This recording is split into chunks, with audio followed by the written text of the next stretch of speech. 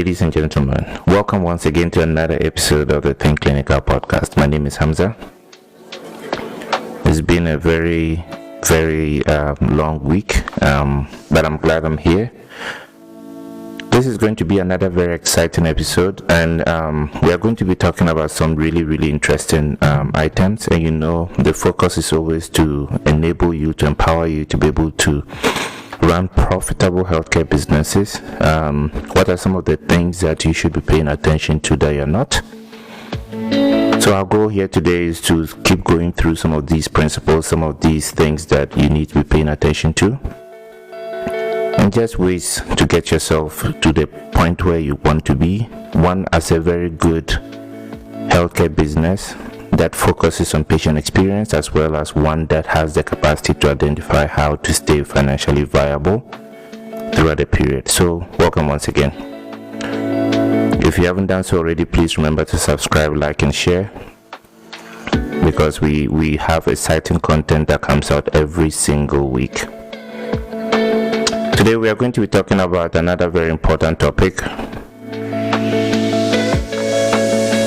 There are certain indicators, there's some information that your numbers are telling you in the practice that you are absolutely ignoring, but a lot of the time, once we stop paying attention to some of these numbers, it becomes very difficult for us to do anything and actually to be able to grow our practices in any way. So we are going to get this going, and we hopefully should be able to add some value to your life today. So welcome once again. I'd like to start today's episode with a question, and I want you to be very honest with yourself, because right now and today, you know what your exact denial rate is as a clinic, as a practice, as a hospital. What is your denial rate? Just be very honest with yourself. Do you know what your days in accounts receivable is sitting at? Do you even know what days in accounts receivable is? Do you know how much revenue your practice or hospital wrote off last month? Ask yourself that question again. And do you know why? Even if you know what or how much was written off, do you know why? This is data that is readily available to us in our practices and our hospitals, but we do not pay attention to them, and these are telling us how much money we probably or most likely are bleeding. But because we are not paying attention to these, we are not even in a place to identify what exactly we need to do to be able to get these practices where they need to be. So if you hesitated even for a second, then you should realize that this episode is for you, because here's the reality that most healthcare business owners are living in. They are working harder than ever, which I don't take away from you. They are seeing more patients, because we often think seeing more patients is the key to being profitable. But you realize that you are managing more stuff, you are dealing with more complexity, but somehow at the end of the month, the numbers just don't add up. And you leave the office each day and you feel like the practice is really busy. But again, the confusion here is that busy is not... busy and profitable are not the same thing. So this is the episode that will break down what you need to be paying attention to, what you've been ignoring, and how you can really apply this to your day-to-day. So let's start with the macro picture, because understanding your individual business understanding your business starts with the environment in which you're operating. And in the first quarter of 2025, 40% of hospitals in the United States reported negative operating margins.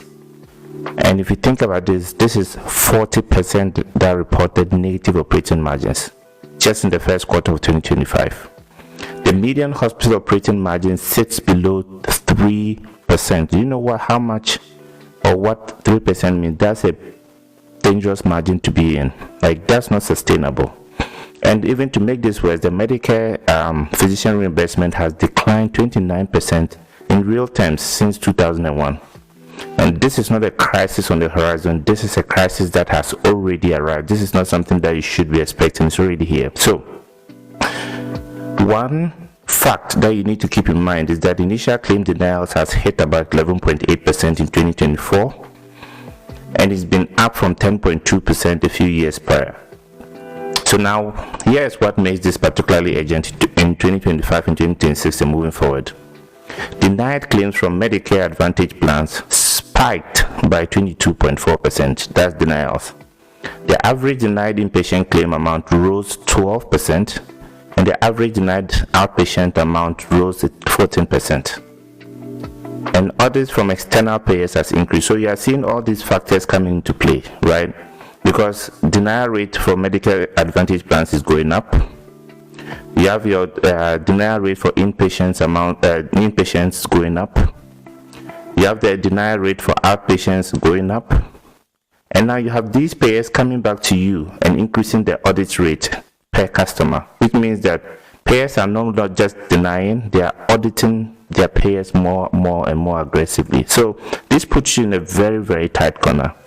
And the financial cost of losing this battle, you can't even imagine, because industry data tells us that claim denials cost the US healthcare system an estimated $262 billion per year. And here is the part that should even make the healthcare business owner sit up straight. 65% of denied claims are never resubmitted. So we are just writing off recoverable revenue because we can't appeal, not because we can't appeal them, but because we don't have the systems or the attention to even chase this. So we're just writing them off.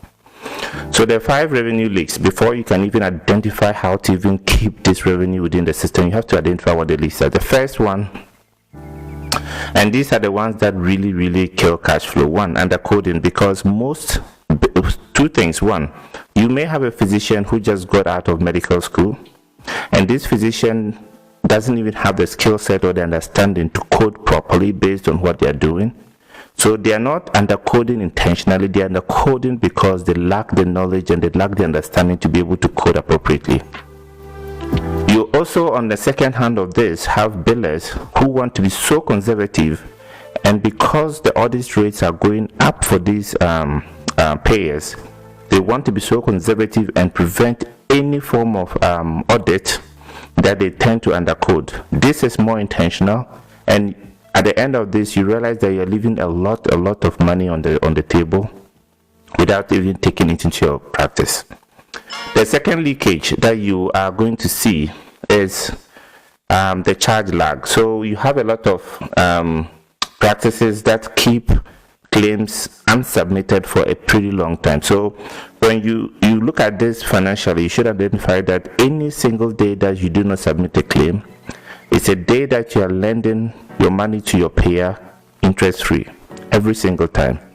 The ballpark figure is that within 24 to 48 hours after a claim is generated, you have to, service is rendered, you have to submit a claim. Most clinics sit on their claims for 5, 7, 10 days, which means every single day, when you compound this over a period of time, is becoming something you are giving back to your payers interest free. The third factor here is eligibility failures, and more than 40% of claim denials originate from eligibility issues. And maybe the patient's coverage changed, maybe the referral wasn't obtained, the plan requires different provider. Whatever the issue is, you have to be able to pay attention to eligibility and all that it comes with. A fact here is that 1 in 3 patients won't pay a medical bill that they don't understand.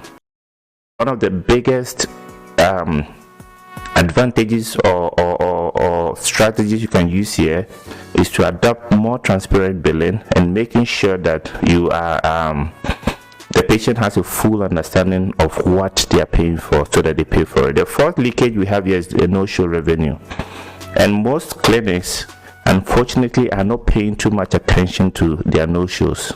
They do not even understand the value of an empty seat when a patient doesn't show. Now, averagely, if you look at across the spectrum, an empty seat would probably cost an average of $300 to $800 per person, or per empty seat, or per slot. So when you look at this is a very high revenue leakage. And you would find clinics, there was a dermatology clinic that actually worked on Saturdays, and when they finally picked up on the fact that their Saturday on no-show rate was really high, because now they have staff sitting there, they are paying and people are not showing, they decided to take the same number of staff, spread them across the weekdays, bumped up their weekday numbers and attendance, and they realized a revenue increase of 12% and a drop in the amount as a percentage of how much they were spending on their fixed cost. These are the things that you need to pay attention to. And the fifth leakage is your days in AR.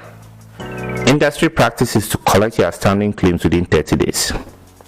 For Medicaid payers, this can take several months, so you have to be able to look at these 5 factors and identify that this is why you're actually losing your revenue.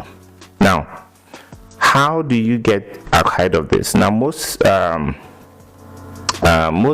clinics deal more with reporting than with intelligence. Now, the difference between these two is that reporting tells you what happened in the past, so it's already happened. Yes, you can actually use that as a lesson to think about what you should be doing in the future, but it only tells you what has happened. But when you rely on intelligence or practice intelligence, what it tells you is why it happened and what you need to do about it. The moment you understand truly why, it actually helps you to be able to fix the situation. So a well-built revenue cycle dashboard is what you need here. And you don't need one that just reports numbers to you. You need one that is intelligent, one that provides you with intelligence. It tells you why this is happening, and it tells you what you need to do about it. Okay. So how does a typical intelligence dashboard for revenue cycle look like? You are looking at your clean claim rate. So what percentage of claims have been submitted without errors for the first time? You want to know that. You want to know your denial rate by payer, and you want to know denial by reason. You want to know your days in AR broken down by payer bucket, and your net collection rate. What percentage of collectible revenue you are actually collecting. And then you want to look at your charge lag, because remember, your charge lag is one of the leakages, the revenue leakages that you have. When you want to be a world-class performer, they keep their denial rate below 5%. Most organizations are running at 10 to 15%, but you want to keep this below 5%. The gap, 5 to 10% points, is a 5 million annual revenue practice revenue. And a 5 million annual revenues practice is about 250 to 500,000 a year of recoverable revenue. No, this is not theory. This is money that you can actually go back and collect. So another fact: hospitals spend 60 billion on administrative tax annually, an 18 billion increase since 2021. So when you look at this, we are constantly using the limited administrative power we have to keep chasing more and trying to recover some of these. And here is the AI angle. This is where you need to be looking at AI, because in reality, it's here to stay. People are already using it. People want to AI to be part of their organizations, and organizations that are implementing AI-powered revenue cycle tools are reporting about 30 to 40% reduction in administrative overload and cost, actually. And they are also they've also achieved a 50% reduction in discharged non-final billed cases, and a 40% increase in coder productivity, and a 4.6% rise in case mix. This is an opportunity for you to start thinking about what AI can do for you in your space, because then it gives you a good understanding. So this is the action framework that I'm going to leave you with. I want to leave you with something you can actually do, so that you don't think this is all just numbers we are throwing at you and telling you what to do. Here's a 3-week framework that I walk healthcare business owners through when I start working with them. So week 1, I always encourage people to pull their denial data from the last 90 days and categorize every denial by its root cause. That's week 1. Now, you will almost certainly find that 3 to 5 denial reasons account for about 70 to 80% of your total denials. You would see something recurring. These are your highest leverage fixes, and you address them and you will see a measurable improvement in 60 days. In week 2, you audit your charge lag. Measure the time from date of service to date of claim submission for every payer type. If the bucket is running beyond 48 hours, you have found a workflow gap. So that's the second thing. The third one is week 3, you review your write-offs. Every dollar that was written off in the last quarter, categorize it. What percentage are contractual? What percentage are bad debt? and what percentage was avoidable, maybe due to coding errors, due to missed authorizations, late submissions, etc. Okay, the last category is your recovery opportunity. The goal is not become a financial expert. The goal is to have enough financial literacy that can ask the right questions and know when you are getting the right answers. In closing, this is the truth. I want to leave you today with the fact that healthcare business owners who are winning financially in 2026 are not winning because they have more patients than everyone else. They are winning because they have closed the gap between the revenue that they earn and the revenue they collect. They have built systems that catch the leaks before they become floods, and they treat their revenue cycle not as a back office administrative function, but as a strategic asset that is just as important as their clinical quality. The question I started with, if your CEO left tomorrow, would you know whether your business was healthy? I want you to sit with that, because if your answer makes you uncomfortable, that discomfort is information. It's telling you exactly where to start. If this episode hit close to home, and I genuinely hope it did, please subscribe to the channel and Think Clinical Podcast. Please share with people that you think this will be beneficial to, and continue to engage by leaving your comments below, and I'll be glad to engage with you. Thank you so much, and have a beautiful, beautiful day. Like Upwork, we found some freelance creatives who absolutely nailed our logo. They also